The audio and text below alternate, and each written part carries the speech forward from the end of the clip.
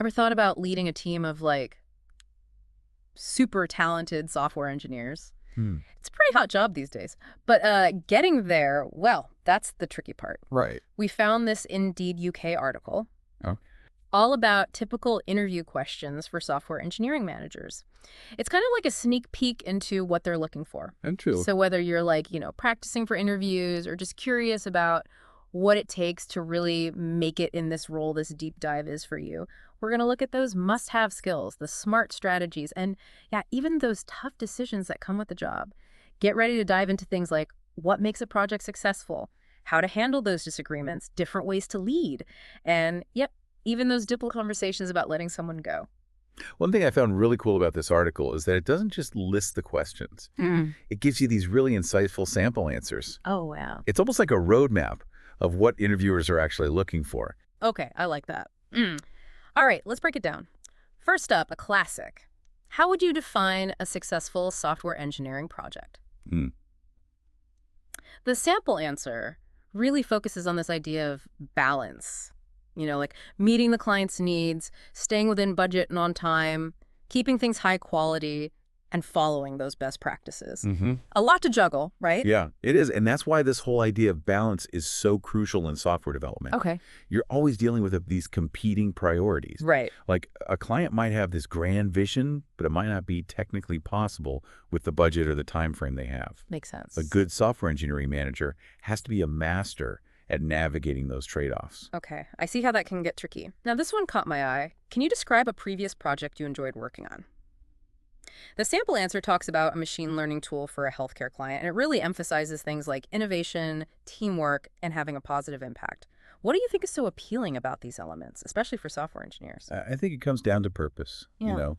Engineers are problem solvers at their core. Right. So when they get to use their skills on something innovative, something that they built together, and especially when it has like a real world impact, something like improving healthcare, that's where you find that real sense of fulfillment. It goes way beyond just writing code, Yeah. Yeah. and understanding what drives that kind of passion. Yeah. That's super valuable when you're interviewing. Okay.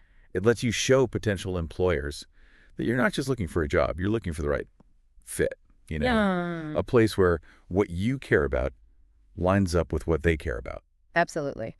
Okay, time to tackle some of the harder questions. There's one about dealing with conflict between team members, Mm-hmm. and another about a time a project missed a deadline. Ugh, deadlines. Yeah. The sample answers for both of these really stress a proactive approach.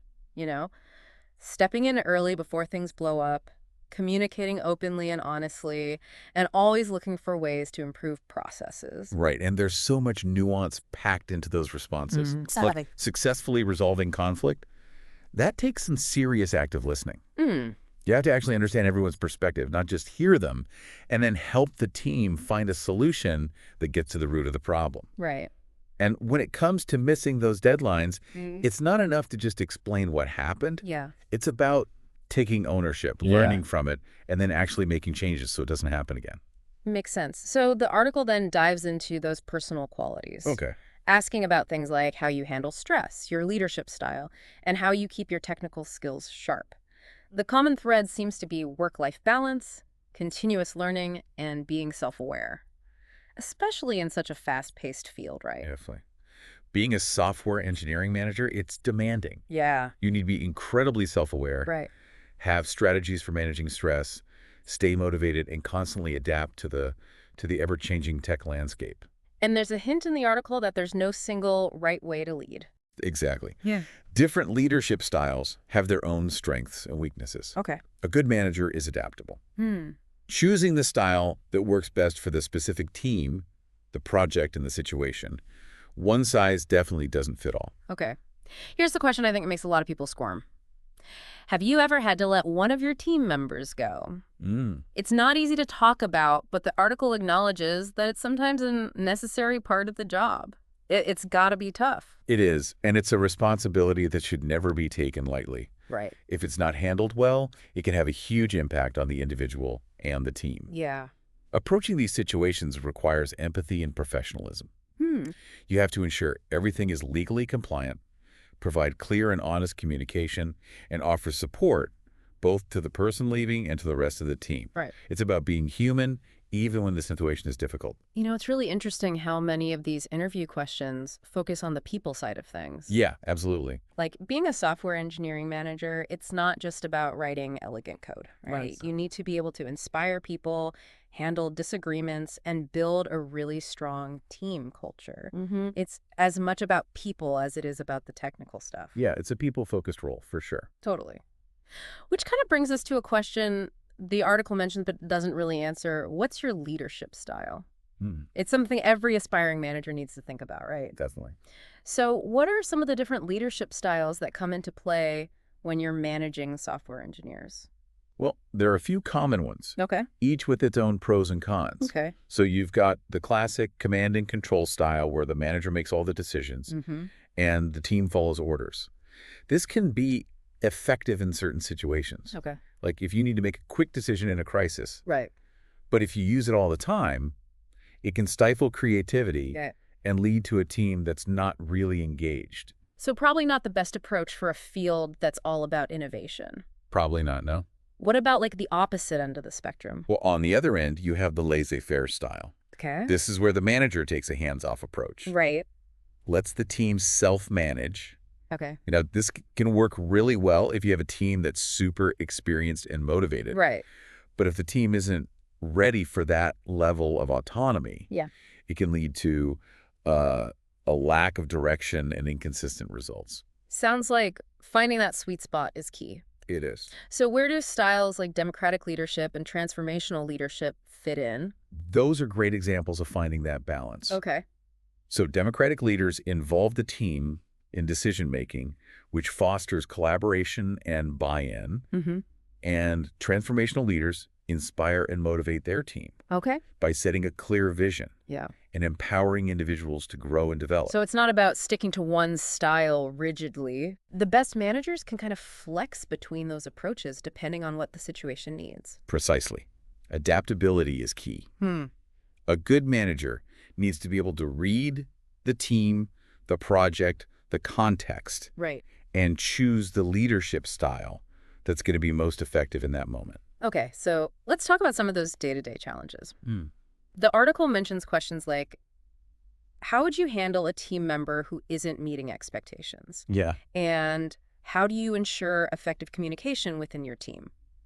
It seems like these are things a software engineering manager has to deal with all the time. Oh, they are, constantly. So how do you approach these situations? Well, they require a balance of empathy, firmness, and strong communication skills. When a team member is underperforming, you have to address it directly. Right.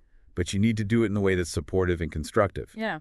The goal is to understand what's causing the problem. Okay. Is it a skills gap, Right. lack of motivation, something else entirely? Once you understand the why, you can work together to find a solution. So it's more about coaching than reprimanding. Ideally, yes. Okay. Of course, there are times when more serious disciplinary action might be necessary. Right. But the first step should always be to try to help the team member improve. Let's talk about communication. Why is that such a crucial skill for someone in this role? Well, effective communication is essential for almost every aspect of being a software engineering manager. You need to communicate clearly with your team, stakeholders, clients, upper management. Right. Don't think about it. You're setting expectations, providing feedback, resolving conflicts, keeping everyone informed and on the same page. Yeah. Without clear communication, projects can quickly go off track and team morale can really suffer. So what are some practical tips for making sure communication stays effective within a software engineering team? There are lots of things you can do. Establish clear communication channels and protocols right from the start. Okay. Encourage open and honest feedback, both from team members to you and from you to team members. Right. Hold regular team meetings, not just for project updates, but also for more informal discussions and just connecting as a team. Okay. And perhaps most importantly, make sure you're really listening to your team members. Yeah. Don't just hear the words they're saying. Yeah. Try to really understand their perspectives and concerns. One thing that really stood out to me from the article is the focus on continuous learning. The interviewers ask a lot about how you stay up to date on the latest trends and innovations. Yeah. Why is that so important for a manager specifically? Well, because the tech world moves so fast. Right. New technologies, frameworks, methodologies, they're popping up constantly. It's true. A good manager needs to stay ahead of the curve. Mm, It's not just about keeping your own skills sharp. yeah, It's about being able to guide your team, right. make smart decisions about which technologies to use, and anticipate future challenges and opportunities. So it's about being a lifelong learner yourself Yeah. and then fostering that same mindset within the team. Exactly. Encourage your team members to go to conferences, take online courses, experiment with new tools, and share what they learn with each other. Right. Make it part of your team's culture. It makes me think that the best software engineering managers aren't just technical experts. Hmm. They're also really passionate about pushing the boundaries of what's possible. Yeah. And they bring that energy to the team. I completely agree. That passion is contagious, Yeah. and it's a key ingredient in building a truly high-performing team. Now, the article also touches on risk management in software development. Okay. Why is that something a manager needs to be thinking about?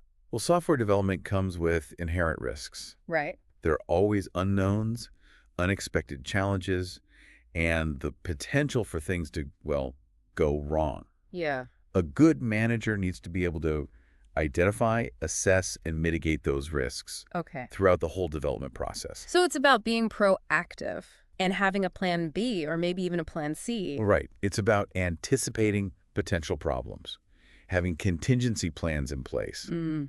and being ready to adapt when things inevitably change. And part of that is creating a culture where it's okay to fail as long as you learn from it. That's a really important point. Yeah. In fact, one of the questions in the article is, can you share an instance where a project failed? What lessons did you learn? Oh, interesting. It's not about hiding your mistakes. Right. It's about being transparent, Hmm. analyzing what went wrong, Hmm. and using those lessons to make future projects better. Yeah. Failure is an opportunity to learn if you approach it the right way. So we've covered leadership styles, handling those tricky situations, the importance of communication, continuous learning, and how to manage risk. What else stands out to you as being essential for someone to really thrive in this role? One thing we haven't talked about explicitly is how important it is to build a strong team culture. A truly high-performing software engineering team isn't just a group of talented individuals. Okay. It's a cohesive unit that works together seamlessly, supports each other, and shares a common goal. And that's something a good manager actively creates. Absolutely. Okay. It's about fostering a positive and collaborative environment, Right. celebrating successes, Mm-hmm. providing opportunities for growth and development, and creating a sense of shared ownership and pride in the team's accomplishments. Yeah. It's about making people feel valued and connected to something bigger than themselves. As we wrap up this part of our deep dive, what's one key takeaway you'd leave our listener with so far? If I had to pick just one, I'd say this. The best software engineering managers aren't just technically skilled. Okay. They're deeply invested in the growth and well-being of their team members. They understand that a happy, motivated, and supported team is the foundation of any successful project. Makes sense. That human connection, it's everything. You know, we were just talking about how important it is to create that supportive team culture. Right. And it made me think about dealing with a team member who's not meeting expectations. We talked about addressing the issue directly but constructively. Right. What are some practical strategies for actually doing that? Well, it's easy to say be supportive, but actually Yeah. putting that into action can be tricky. Yeah, for sure. The most important thing is to create a safe space for open and honest communication. Okay. Schedule a one-on-one meeting Mhm. and start by just expressing your concern and asking the team member for their perspective. Okay. And this is where active listening without judgment is so important. Right. There might be things going on that you're not aware of. Yeah. Personal issues, maybe they don't have the resources they need, Yeah. unclear expectations, or maybe their skills just aren't a good fit for the tasks they've been given. So it's about understanding the why behind the underperformance before you jump to any conclusions. Exactly. Once you have a better understanding of what's going on, you can work together to come up with a plan for improvement. Okay. This might involve providing extra training, maybe adjusting their responsibilities, setting clearer goals, or connecting them with mentors or resources within the organization. It sounds like a very individualized approach, which makes sense given how much we've been talking about the importance of that human connection. Yeah, it really should be. Every team member is different. There's no one-size-fits-all solution. The key is to show that you genuinely care and that you're willing to invest in their success. Let's shift gears for a minute and talk about another question that comes up a lot in these interviews. Okay. How do you approach risk management in software development projects? Mm, We touched on it earlier, but I think it's worth exploring a little deeper. definitely.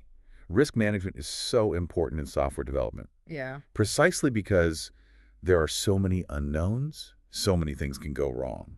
A proactive approach to risk management can really make the difference between a project that succeeds and one that completely fails.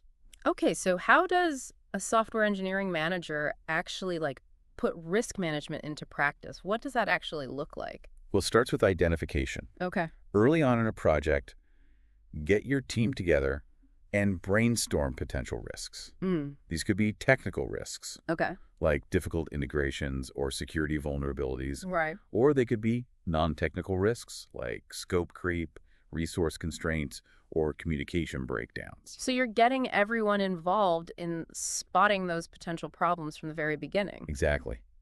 Once you've identified the risks, you need to assess them. Okay. How likely are they to actually happen? What Right. would the impact be if they did? Yeah.